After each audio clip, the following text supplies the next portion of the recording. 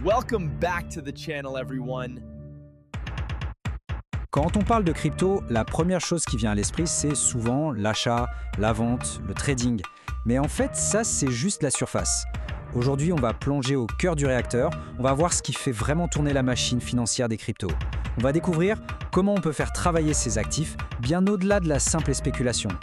Alors, est-ce que c'est juste ça, acheter et vendre? La réponse, c'est un non, mais un non catégorique. Parce que derrière ces graphiques de prix qu'on voit partout, il y a tout un écosystème financier qui est en train de se construire. On appelle ça la finance décentralisée, ou la DeFi pour les intimes. Et c'est un monde qui est en train de réinventer complètement la banque telle qu'on la connaît. Imaginez un instant, une banque qui ne ferme jamais, vraiment jamais, ouverte 24/7, accessible depuis n'importe où sur la planète, avec juste une connexion Internet. Et le plus fou, elle fonctionne sans banquier, sans intermédiaire, tout est géré par du code. C'est ça, la grande promesse de la DeFi. Et tout ça, ça repose sur 3 piliers, 3 mécanismes essentiels qu'on va décortiquer juste après. Alors, voilà le programme. D'abord, on va se demander si la DeFi, c'est la banque réinventée. Ensuite, on va zoomer sur les 3 piliers. Le staking, qu'on peut voir comme de l'épargne active, le lending, pour devenir le prêteur, et le borrowing, pour obtenir des financements sans avoir à vendre. Et à la fin, on verra comment tout ce petit monde s'articule pour former un écosystème complet. Allez, c'est parti pour la première partie. La DeFi, alors simple mise à jour ou carrément une révolution. Pour y voir plus clair, on va comparer ça avec le système financier classique. On attaque maintenant le premier des 3 piliers, le staking. Oubliez l'image de l'épargne qui dort sur un compte. Ici, on parle d'épargne active, une épargne qui participe vraiment. Pour faire simple, le parallèle dans le monde traditionnel, ce serait un peu le compte à terme. On bloque son argent et en échange, on reçoit des intérêts. Le staking, c'est un peu ça, mais avec une différence énorme. Ici, en bloquant ces cryptos, on ne fait pas que les mettre de côté. Non, on devient un maillon essentiel de la chaîne. On aide activement à sécuriser tout le réseau. Donc, pour le dire plus formellement, le staking, c'est l'action de verrouiller ces cryptos pour aider le réseau à valider les transactions et à rester sécurisé. Et pour ce service, on reçoit des récompenses. C'est un peu comme si, au lieu de juste posséder une action, on participait activement à la bonne marche de l'entreprise et qu'on était payé pour ça. Alors, en pratique, comment ça marche? Est-ce que c'est compliqué? En fait, pas tant que ça.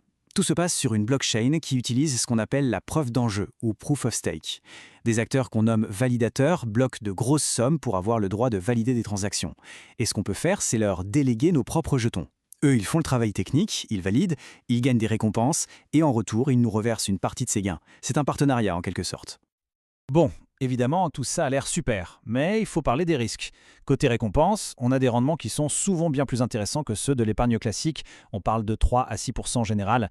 Mais il y a un mais. Le risque principal, c'est les liquidités. Les fonds peuvent être bloqués pendant un certain temps.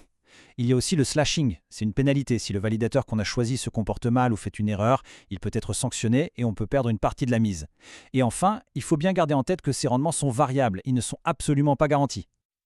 Ok, passons au deuxième pilier, le lending, ou le trait en français. Si le staking, c'était l'épargne active, ici on est plutôt dans l'idée de mettre son argent au travail pour toucher un revenu passif. Là encore, l'analogie avec la finance traditionnelle est assez simple. C'est le bon vieux compte épargne. On met de l'argent dessus, la banque s'en sert pour prêter à d'autres personnes, et en échange, elle nous donne un petit pourcentage. Eh bien, dans la DeFi, c'est pareil, sauf qu'il n'y a pas de banque. On dépose ses cryptos dans un programme, un protocole, et c'est lui qui gère les prêts. Et les intérêts, ils nous reviennent directement. Voilà, c'est ça le principe du lending. On dépose ses actifs dans un protocole qui va ensuite les prêter à des emprunteurs et on est rémunéré pour ça. Des noms comme Aave ou Compound sont devenus des géants dans ce domaine. Il faut les voir comme des sortes de marchés du prêt, mais entièrement automatisés et transparents, où tout est géré par des contrats intelligents. Prenons un exemple pour que ce soit bien clair. Disons qu'on a 1000 USDC, c'est un stablecoin, sa valeur est toujours d'environ 1 $. On les dépose sur un protocole comme Aave. Cet argent va dans une grande cagnotte commune, une pool de liquidité. De l'autre côté, des gens qui veulent emprunter peuvent venir piocher dans cette cagnotte, et nous, en tant que prêteurs, on touche des intérêts sur notre dépôt. D'ailleurs, commencer avec des stablecoins, c'est une très bonne idée. Ça permet d'éviter les montagnes russes des prix des autres cryptos. Alors quels sont les avantages et les inconvénients? L'avantage principal, c'est clair, on génère un revenu passif. Et le fait de pouvoir utiliser des stablecoins, ça limite pas mal le risque lié au prix. Mais attention, les risques existent. Le plus gros, c'est le risque de protocole. Un bug dans le code, un hack, ça peut arriver. Il y a aussi le risque de la plateforme, si on passe par un service centralisé. Et, comme pour le staking, les taux d'intérêt sont variables. Ils fluctuent en fonction de l'offre et de la demande. Et on arrive au troisième et dernier pilier, le borrowing, c'est-à-dire l'emprunt. C'est en quelque sorte le miroir du lending. Et son grand intérêt, c'est de pouvoir obtenir de l'argent frais, des liquidités, sans pour autant devoir vendre ses crypto-monnaies. L'image la plus simple pour comprendre, c'est le prêt immobilier. On a besoin d'argent, la banque nous prête, mais en échange, elle prend une hypothèque sur la maison, une garantie. Eh bien, en DeFi, le principe est exactement le même. Sauf qu'au lieu d'une maison, la garantie, le collatéral comme on dit, ce sont d'autres crypto-monnaies qu'on possède. Concrètement, ça se passe comment? C'est une mécanique à bien comprendre. D'abord, on dépose une crypto volatile, disons de l'Ethereum, en garantie. Ensuite, on peut emprunter une autre crypto, souvent un stablecoin comme de l'USDC, pour une valeur inférieure à la garantie. Il faut toujours maintenir un certain ratio de garantie, par exemple 150%, c'est une marge de sécurité. Et attention, c'est le point crucial. Si la valeur de l'Ethereum déposée en garantie chute trop, le système va automatiquement vendre la garantie pour rembourser la dette. C'est ce qu'on appelle la liquidation. Et ça, c'est le plus grand danger. Imaginons un cas pratique. Quelqu'un possède l'équivalent de 10 000 € en Ethereum. Il a besoin d'argent, mais il est persuadé que le cours de l'ETH va monter. S'il vend, il passe à côté de la hausse potentielle. Donc, au lieu de vendre, il dépose ses ETH en collatéral sur Aave et il emprunte, disons, 5 000 USDC. Il peut utiliser ces 5 000 $ pour ses dépenses, tout en conservant ses ETH. Si la raison est que l'ETH s'envole, il rembourse son prêt et récupère son collatéral qui vaut maintenant beaucoup plus cher. Pour résumer, les avantages sont vraiment intéressants. On accède à des liquidités sans vendre ses actifs, ça peut avoir des avantages fiscaux selon les pays, et pour les plus téméraires, c'est une façon de faire du levier. Mais le risque de liquidation, je le répète, est énorme. Si le marché s'effondre, on peut perdre tout son collatéral. Il y a aussi les taux d'emprunt qui sont variables et le risque lié au protocole lui-même. Bon, on a vu les 3 pièces du puzzle séparément, maintenant mettons tout ça ensemble pour voir la grande image, pour comprendre comment tout ça s'emboîte parfaitement.